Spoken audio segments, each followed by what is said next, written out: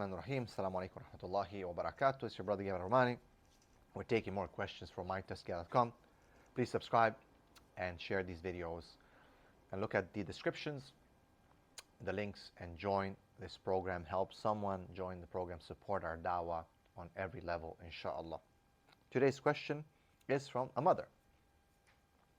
She says, how do I protect my daughter from today's Muslim feminists who are brainwashing the young sisters and older women? It's a very good question. There are, and here she has qualified the word feminist by Muslim feminists. And yes, there are these, girls, influencers who have been themselves conditioned by the feminist movement and many other competing philosophies and lifestyles.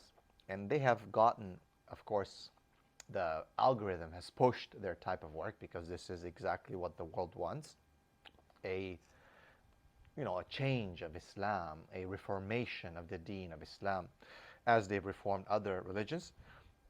So these influencers, of course, they are watched by our dear respected Muslim sisters. Your daughters, my daughters, watching TikTok, Instagram. It's almost unavoidable. It's so difficult to avoid these kind of things. And they're consuming this information. They're also excited to see that sisters are so independent, CEO of my own life, happy Muslim, I don't know what, jilbadi, whatever you have these days.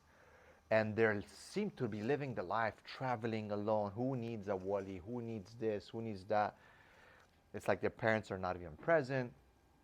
They're loud, they're powerful, they're strong, they're attractive to these little girls who are watching, and they're looking and comparing the sisters maybe to their mothers who are strict, who say, no, this is not good, this is not good, this is not good.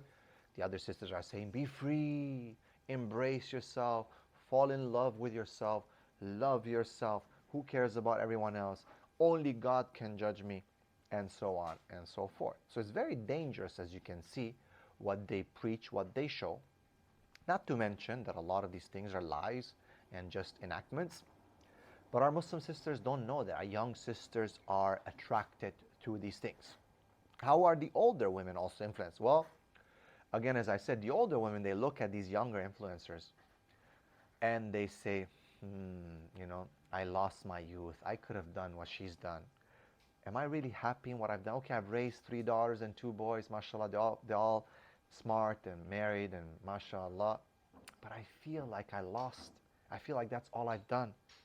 I've just gave birth and taken care of my household and my husband. My husband was out and I lost, I suffered.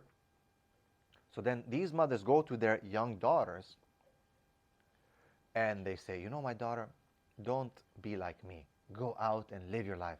Yeah, follow that influencer. Let me show you. The mothers themselves will now be showing the daughters, these so-called influencers, and put them in that fitna of following them, because they have themselves been convinced that somehow they lost their lives and lost opportunities in their youth, so they don't want their daughters to be the same.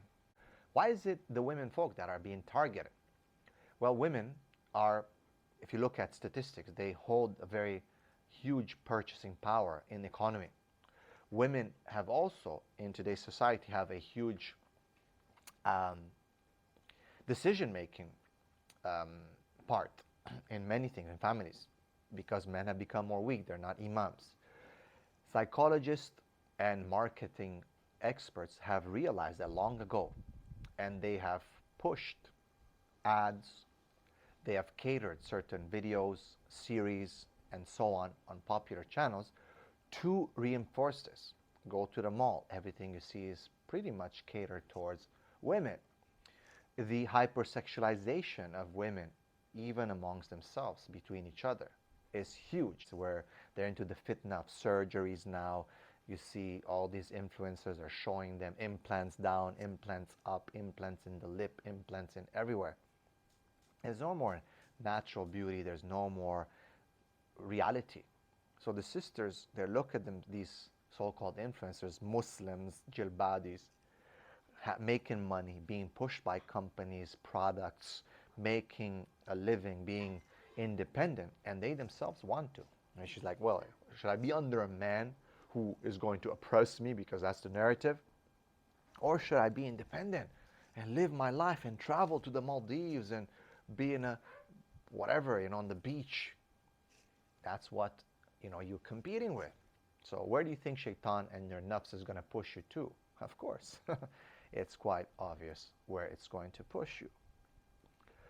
So this is how the brainwashing goes for younger sisters and older women, which are their mothers, right? And now the question is, how do I protect my daughter from this? I believe both mothers and fathers have to work at this. Fathers, first and foremost, they have to give them that masculine presence, that they're not going to go around and look for these, the attention that they seek from men, that they're going to be proud and happy of the attention that they get from their fathers, from the male figures in their family. You understand? That's very important. A lot of fathers don't understand how important it is for them to validate their daughters, that they're loved, that they're beautiful, that they're protected. Men have a huge role in this. And they also should be teaching their boys, the brothers of the sisters, to do the same.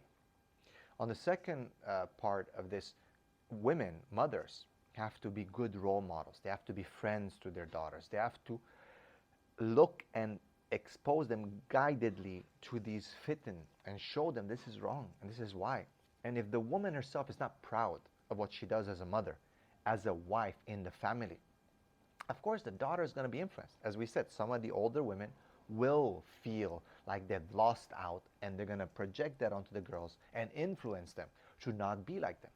But if a woman is proud and she accepts her situation, her position in her household, then of course the daughter will look at that. She will be influenced by that. She will see how happy her mother is.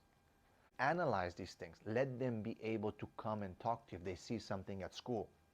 Don't just, everything is haram. Yes, it's haram, but explain to them as to why.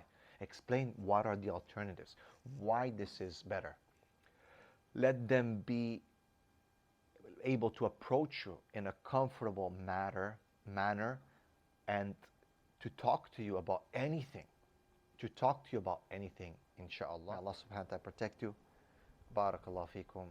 Assalamu alaikum wa rahmatullahi wa barakatuh.